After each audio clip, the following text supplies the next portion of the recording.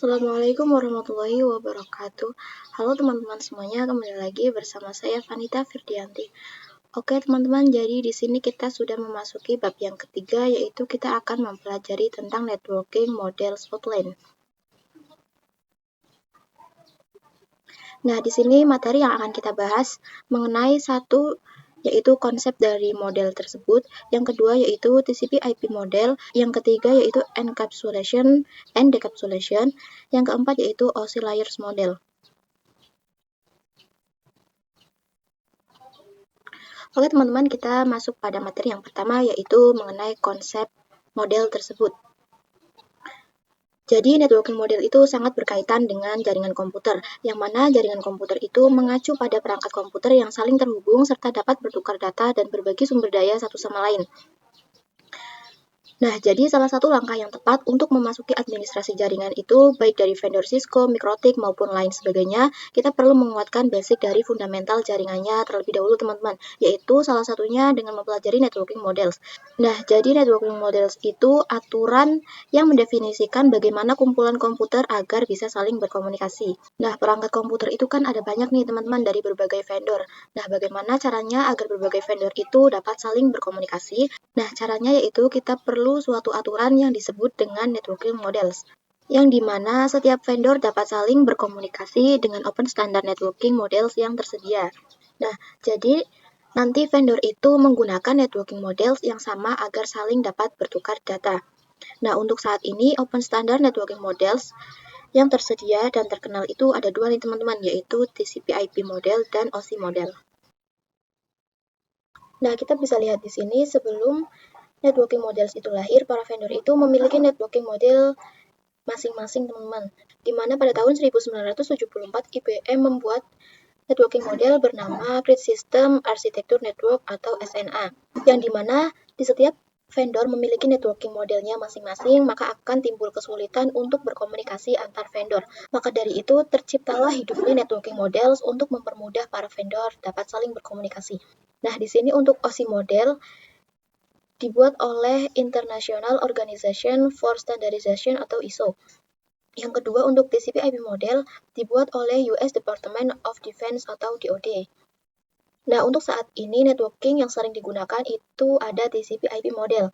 Bisa dilihat di sini, after open networking model exists, itu each vendor use same networking model that can communicate with other.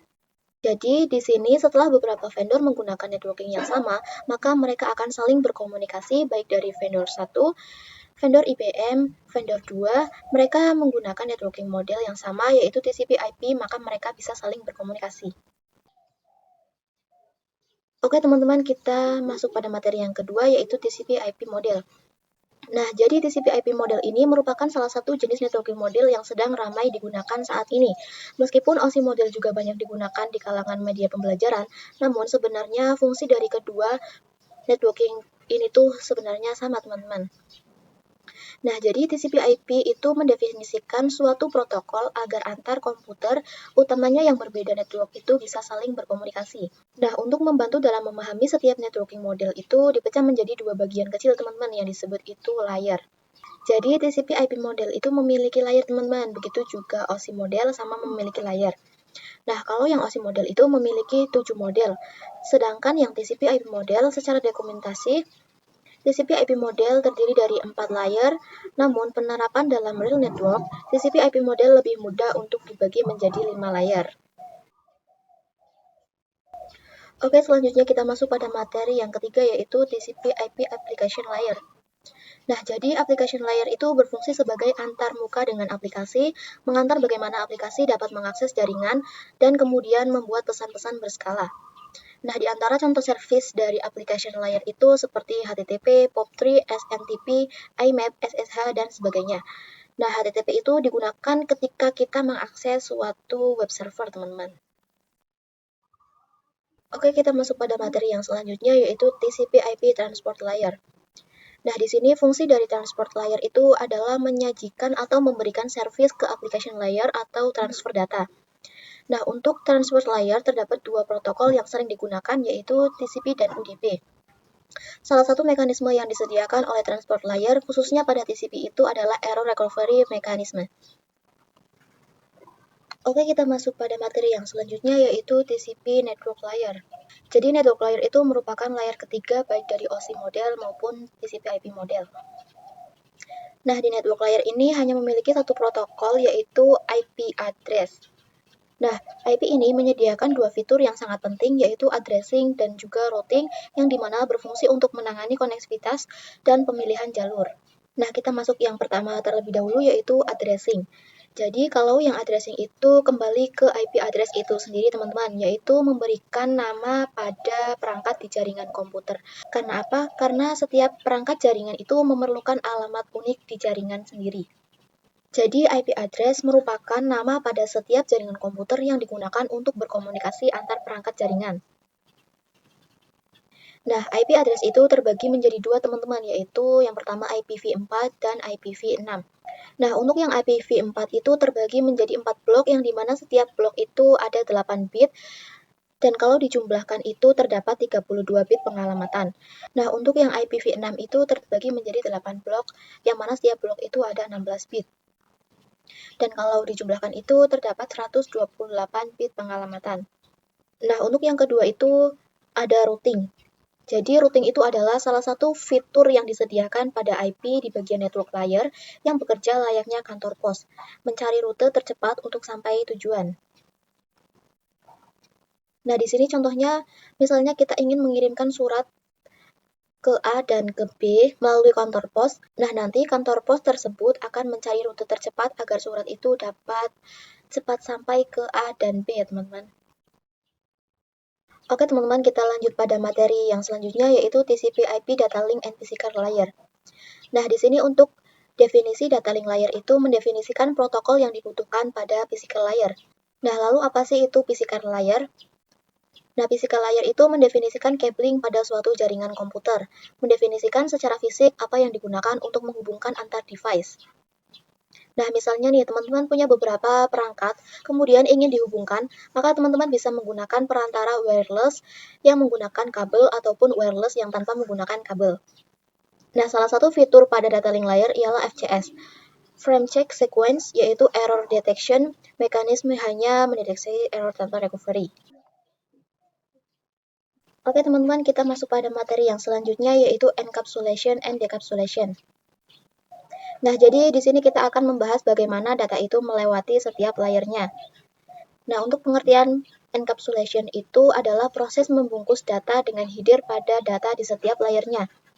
Nah, adapun pengertian decapsulation itu sebaliknya ya teman-teman. Jadi, secara gampangnya itu, kalau encapsulation itu proses membungkus data, sedangkan decapsulation itu proses membuka data. Nah, di sini bermula pada application layer itu adalah data. Kemudian dari application layer akan berlanjut pada ke transport layer, yang dimana di sini akan ditambah dengan TCP header yang disebut dengan segmen. Kemudian dari transport layer akan berlanjut pada network layer, yang dimana di sini akan ditambah IP address yang disebut dengan IP paket. Kemudian dari network layer akan berlanjut pada data link layer, di sini akan ditambah dengan data link header dan data link tailor yang disebut dengan frame. Oke teman-teman, kita lanjut pada materi yang selanjutnya yaitu OSI model konsep. Nah, seperti sebelumnya bahwa terdapat dua networking model, diantaranya yaitu terdapat OSI model dan TCP/IP model. Namun yang sering digunakan itu kali ini adalah TCP/IP model. Karena untuk dari sisi perkembangan protokolnya atau modelnya, TCP/IP itu lebih dominan dibanding OSI model. Namun OSI layer biasa dipelajari karena mudah difahami. Nah, sebelum networking model ada, setiap vendor membuat atau memiliki networking modelnya masing-masing.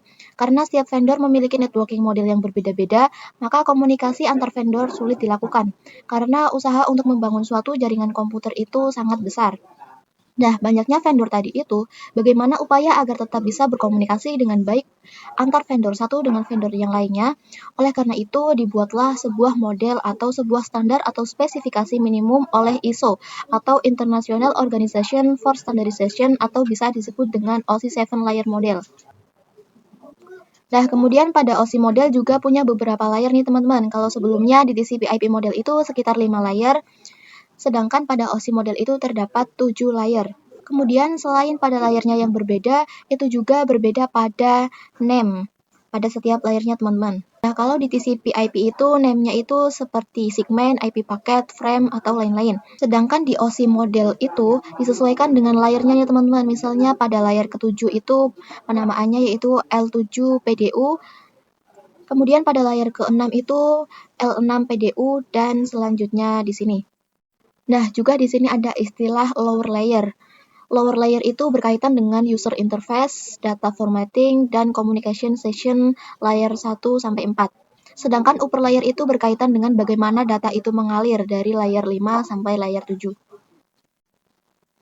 Nah, sekian dulu presentasi dari saya hari ini. Terima kasih. Wassalamualaikum warahmatullahi wabarakatuh.